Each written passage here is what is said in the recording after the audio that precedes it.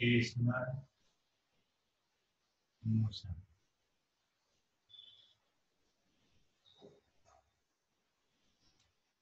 Rotational motion में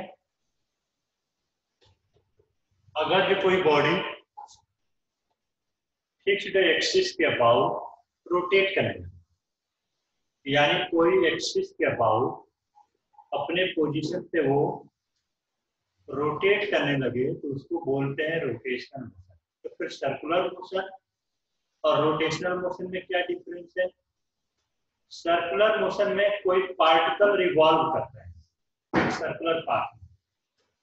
rotational motion में बहुत सारे पार्टिकल होंगे, अलग अलग रेडियस में रिवॉल्व करेंगे, तो सबको मिलाकर जो है वो रिजिड बॉडी हो गया और उस बॉडी का मोशन जो है रोटेशनल मोशन हो गया। यानी अगर जो डायग्राम से देखा जाए तो ये सपोज कोई बॉडी है और ये इसके एक्सिस के अबाउट रोटेट कर रहा है, तो यहाँ का पार्टिकल अलग रेडियस में रोटेट करेगा, यहाँ का पार्टिकल की रेडियस अलग होगी, यहाँ का अलग होगी, यानी सबका अपना अलग अलग रेडियस होगा। तो पूरे कंबाइंड को बोलेंगे रोटेशनल मोशन। ओके, तो यहाँ पे जो है वही सर्कुलर मोशन का पहला पॉइंट जो है एंगुलर वेलोसिटी। एंगुलर वेलोसिटी के लिए हमने फार्मूला डिराइव कर रखा है, omega equal to d theta by d t, rate of change of angular displacement is known as angular velocity, यानी change in angular displacement upon time. Similarly, angular acceleration,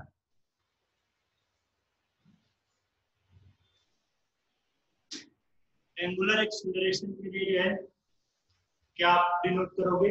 alpha. तो alpha की value होता है D omega by d T. फिर उसके बाद जो है एक मैं रिलेशन डिराइव किया था, tangential acceleration and angular acceleration. तो tangential acceleration,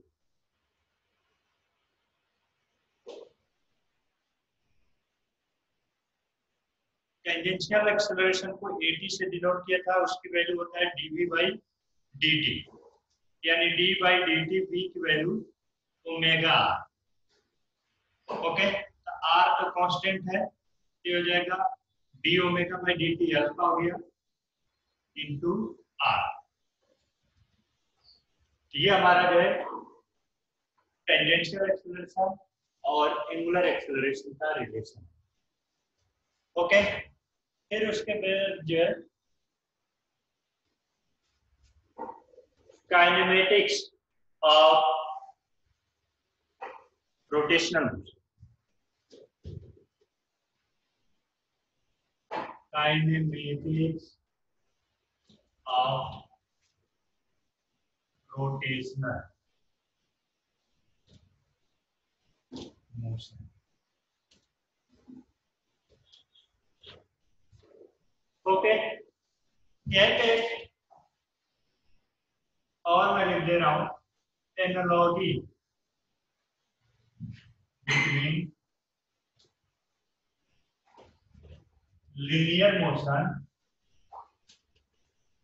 analogy between linear motion and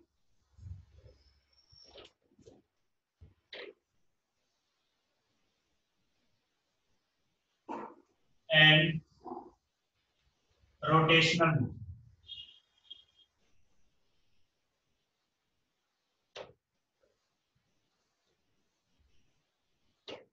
यानी लीनियर, अगर कोई बॉडी एक स्ट्रेट लाइन में जा रही है तो वो लीनियर मोशन हो गया, और किसी एक्सिस के अबाउट रोटेट करने लगी तो वो रोटेशनल मोशन। तो दोनों में एनालॉजी मींस एक जैसा क्या दिख रहा है ये हमें बताना है। तो एक तरफ में लीनियर मोशन और दूसरे साइड में रोटेशनल मोशन।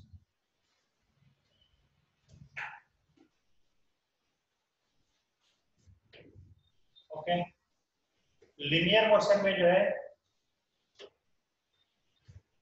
अगर जो काइनेमेटिक्स का इक्वेशन देखो तो B equal to u plus a t, s equal to u t plus half a t square, b square equal to u square plus 2s and s n f equal to u plus half a 2n minus 1। ये कुछ basic formula हमने बताया। वैसे ही यहाँ पे जो है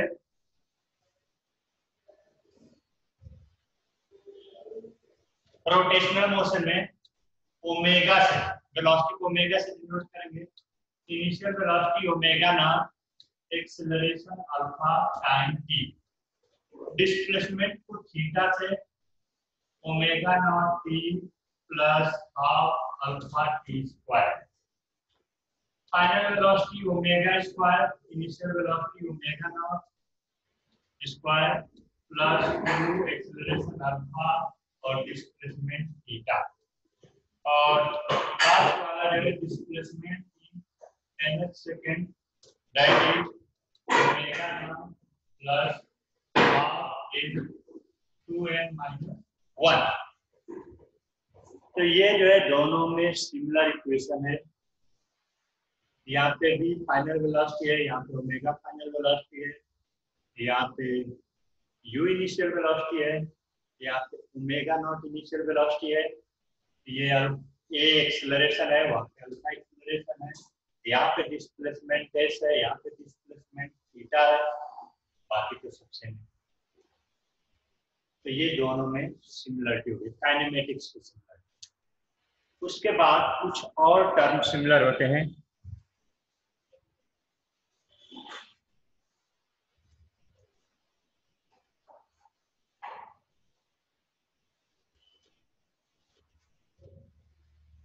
और में जो है आपका एक तरफ में लीनियर मोशन, दूसरे साइड रोटेशनल मोशन।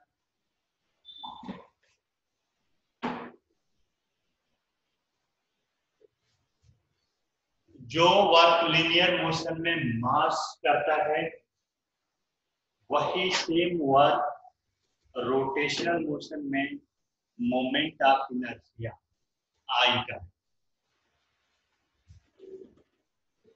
मैं पीछे वाले लेक्चर में भी बताया था कि मास जो है रेस्ट और मोशन का जो है इनर्शिया का अपोज करता है। मास यानी जितना मास ज्यादा होगा उसको मूव कराना उतना ही टफ होगा।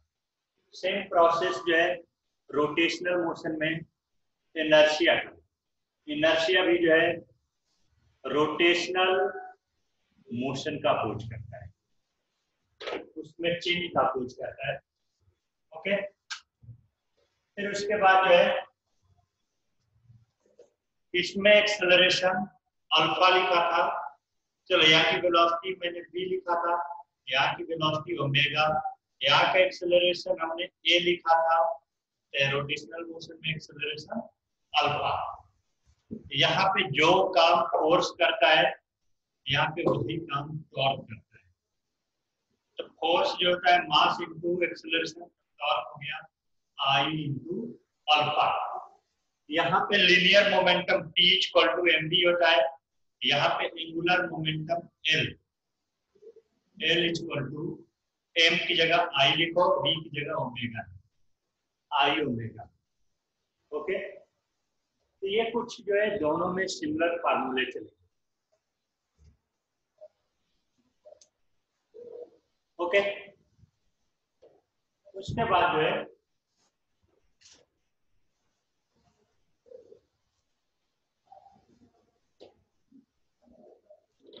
टॉर्क को डिफाइन कर रहा हूं। टॉर्क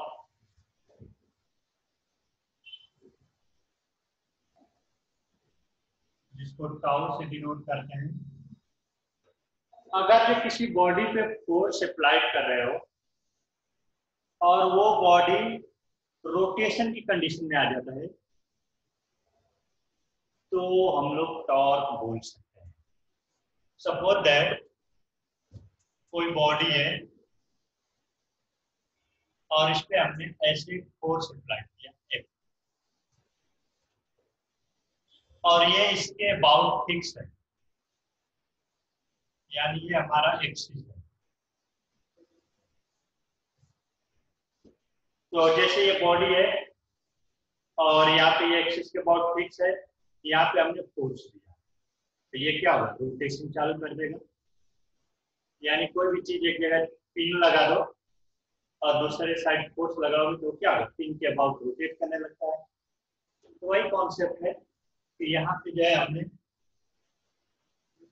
एक ये कोई हिंज पॉइंट लगा दिया पिन टाइप, और फोर्स हमने दिया तो रोटेट करने लगता है। अब क्या करता है कि हिंज पॉइंट से परपेंडिकुलर डिस्टेंस,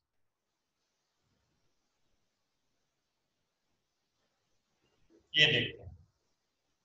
ओके, अगर जो फोर्स हम इस पॉइंट पे दे रहे हैं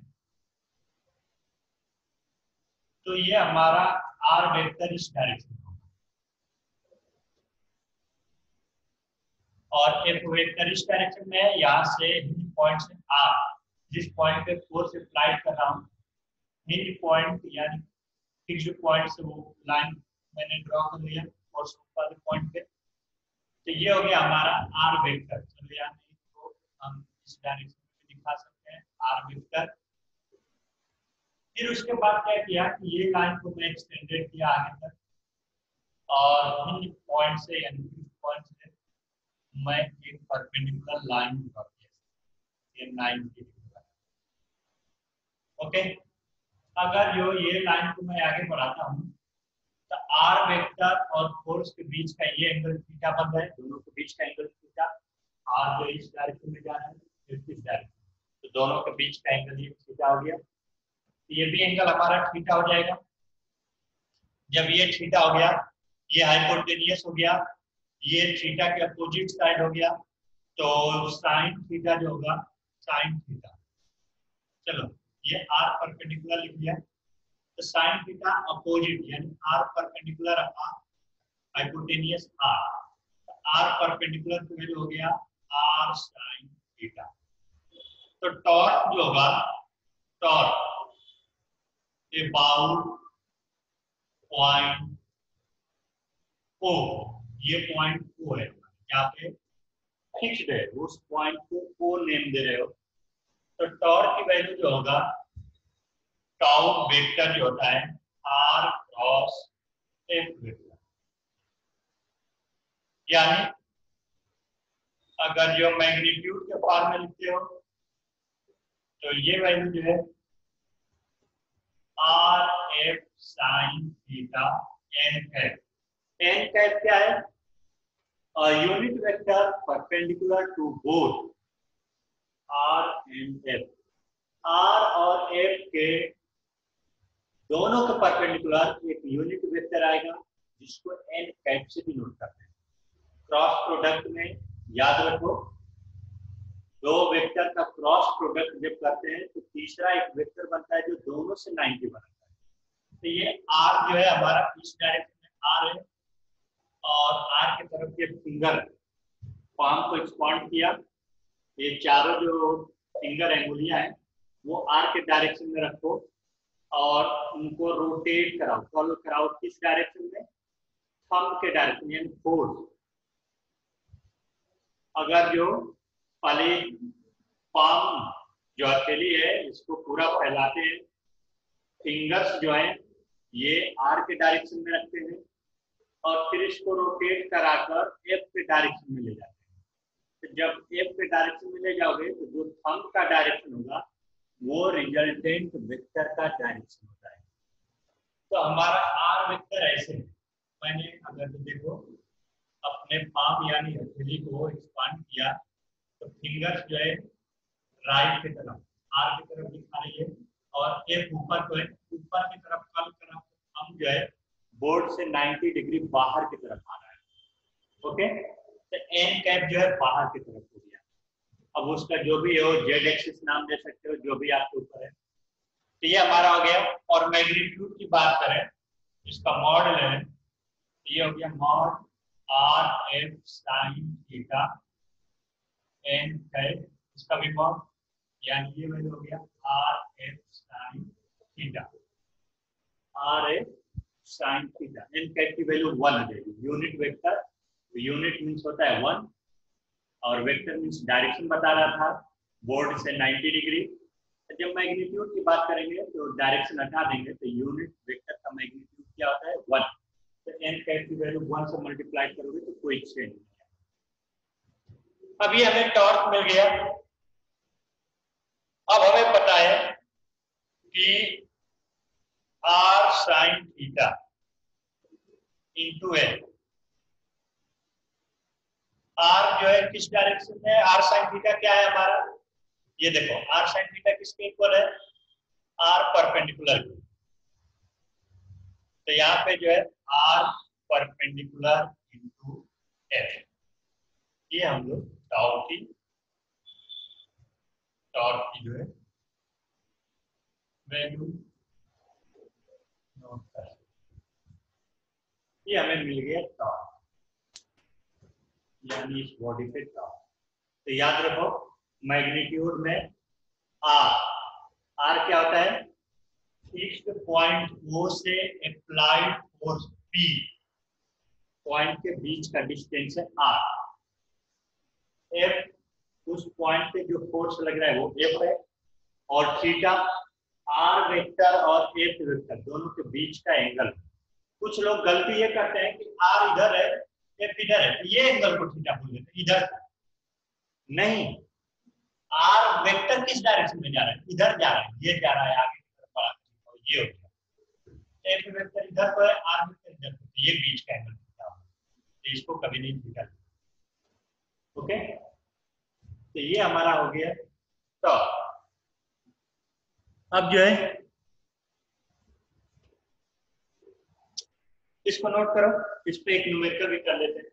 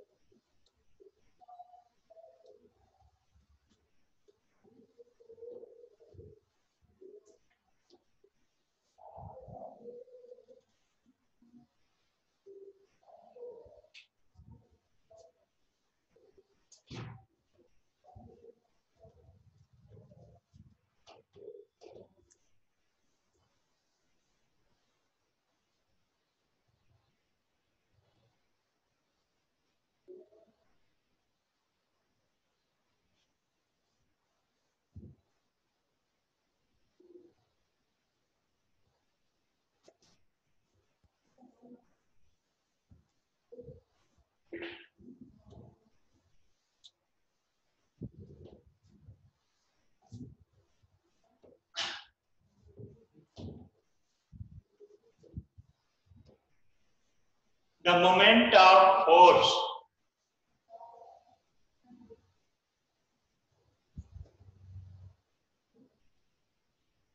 the moment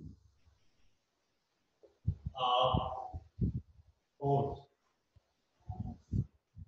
moment of force का ही सेकेंड नेम है torque. The moment of force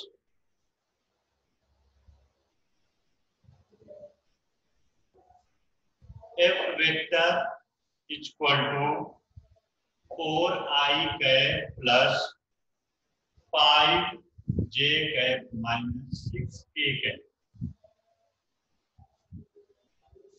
at 2 0 minus 3 about the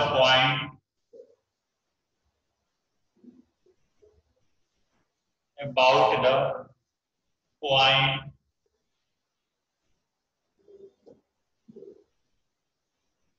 2 minus 2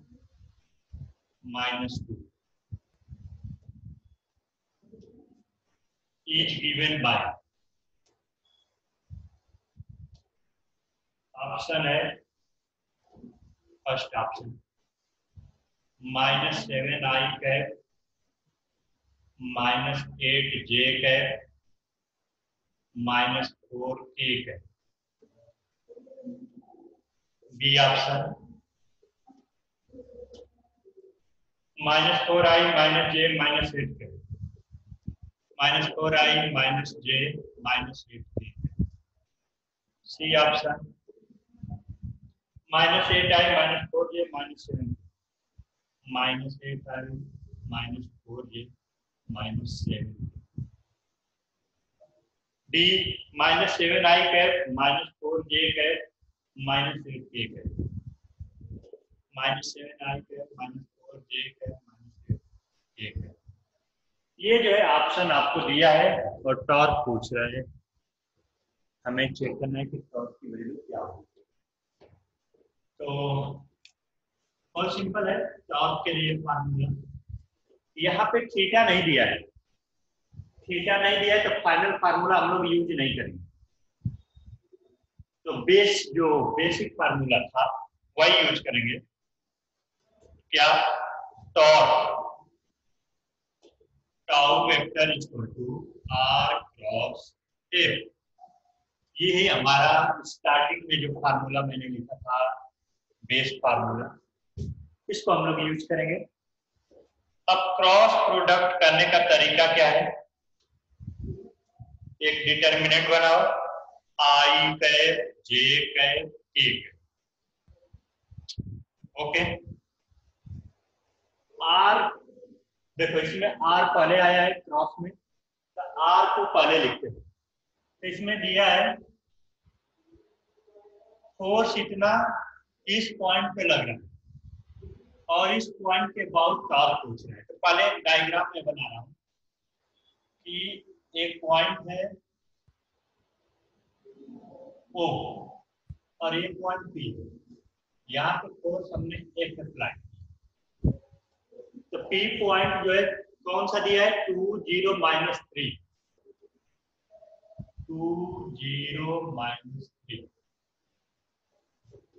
और अबाउट द पॉइंट, यानी अबाउट द पॉइंट कौन सा होता है? जिसके अबाउट रोटेट करने का। ये वैल्यू हो गया 2 -2 अब ये हमारा आर वेक्टर और एक्स वेक्टर की वैल्यू दिया 4i + 5j - 6, 4i + 5j - 6। Are vector कैसे फाइंड करेंगे? तो आर वेक्टर फाइंड करने के लिए final position minus initial position. तो जिसके अबाउट रोटेट कर रहा है वो ये इनिशियल हो गया, जिस पर पॉइंट पे फोर्स लग रहा है वो फाइनल। तो 2 में से 2 माइनस करोगे 0i है, 0 में से -2 करोगे तो +2j है, -3 + 2 क्या हो जाएगा? -1k है। ये हमारा आर वेक्टर हो गया। अब इसमें पुट करना है, तो आर पहले आ रहा है तो इसका कोएफिशिएंट पहले पुट करना है। तो 0 आई के नीचे 0, जे का वैल्यू 2 है तो यहाँ पे 2, के का वैल्यू -1 है तो -1। फिर एफ बाद में आया तो एफ का कोएफिशिएंट लिखो, तो 4 5 -6, 4 5 -6।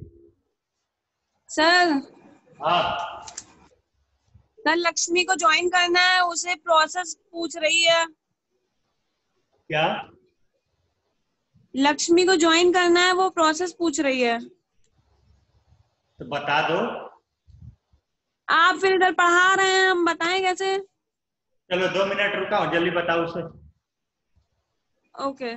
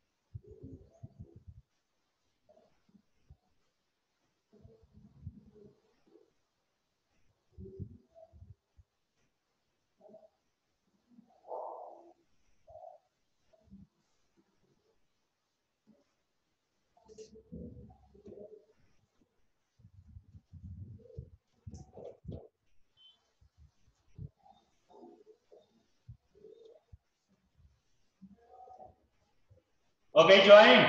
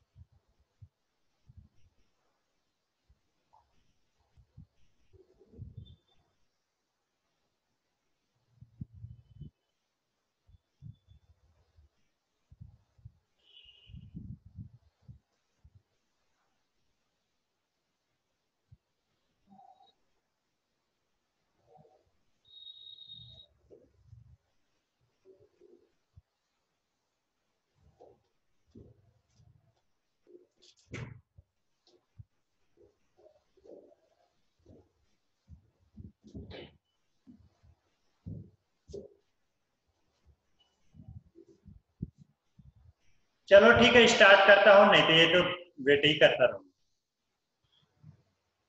बता दिया। तो यहाँ से क्रॉस प्रोडक्ट कैसे करते हैं ये देखना है। तो पहले आई कैप, ये आई कैप जब लिखेंगे तो ऐसे लिखेंगे आई कैप। तो आई कैप वाली रो और आई कैप वाला कॉलम दोनों हटाए, ये रो हटाया, ये कॉलम हटाया, तो बचा क्या, ये छोटा ये वाला पोर्शन बचा। तो क्या करेंगे, इसका क्रॉस मल्टीपल करेंगे। पहले जो है ऐसे, यानी अलग से मैं लिखाऊं तो आई कैप जब लिखूंगा तो ब्रैकेट में 2 - 1 2 - 1 और 5 माइनस। तो इसका जो इसके साथ मल्टीप्लाई करेंगे, इसका इसके साथ, तो फिर लिखोगे आई कैप 2 का 6 - 6 के साथ किया -12, 5 का -1 के साथ किया -5। लेकिन जब नीचे से ऊपर की तरफ करेंगे तो साइन चेंज करेंगे, तो -5 आ रहा है तो उसको +5। ओके, फिर जो है पहला ये प्लस हो गया, दूसरा माइनस, फिर तीसरा प्लस। चलो अब ये मैं हटा दे रहा हूँ ताकि आपको कंफ्यूजन ना हो। तो दूसरा को माइनस लिखना है तो माइनस जे कैप, माइनस जे कैप, और जे कैप के नीचे काटा दो, जे कैप के सामने काटा। तो ये 0 4 -1 -6, तो यहाँ से आ गया 0 4 -1 -6। ये दोनों 0 हो जाएगा। के कैप के लिए के कैप के लिए बोलो क्या होगा?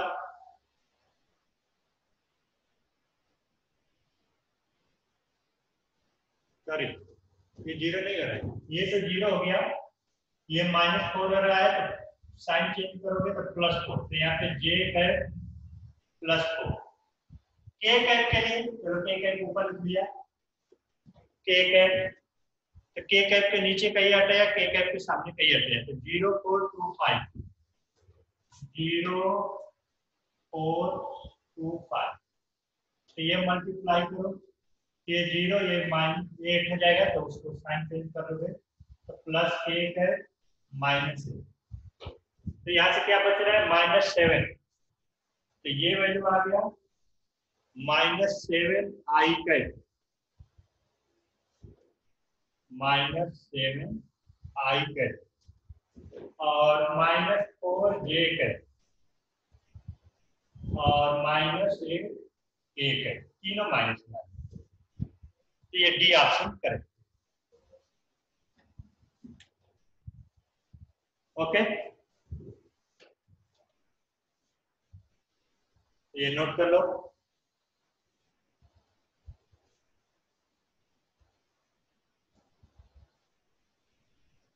यहीं पे जो है आप लोगों को ज्यादा प्रॉब्लम होती है कि मल्टीप्लाई करें तो कैसे करेंगे, तो कुछ नहीं, हमने बताया कि जैसे पहला ऊपर वाले को जो है पहले को प्लस, दूसरे को माइनस, फिर तीसरे को प्लस, प्लस माइनस प्लस, सबसे पहले आई कैप लिखा है, आई कैप, तो मैंने क्या किया, यहाँ पे आई कैप, फिर उसके बाद आई के सामने का रो हटा दिया, आई के नीचे का कॉलम हटा दिया, तो ये 4 टर्म बच रहे हैं, 2 उसके नीचे 5 -1 उसके नीचे -6, तो इसको सॉल्व करने के लिए क्या करोगे, आई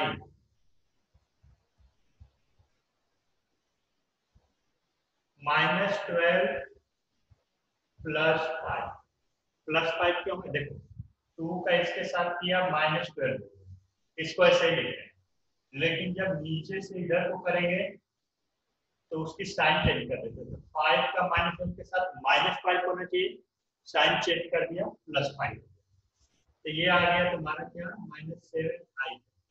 अब जे कैप के ऊपर क्या लिखा हूं, माइनस, तो -j कैप -j कैप। अब इसके सामने का देखो, ये रो हटाया, ये कॉलम हटाया, तो 0 4 -1 -6, 0 4 -1 -6, तो ये वैल्यू आ जाएगा -j, 0 का 6 के साथ करोगे 0, 4 का -1 के साथ करोगे -4, लेकिन साइन जब चेंज करोगे तो +4 हो जाएगा, ये आ जाएगा -4j।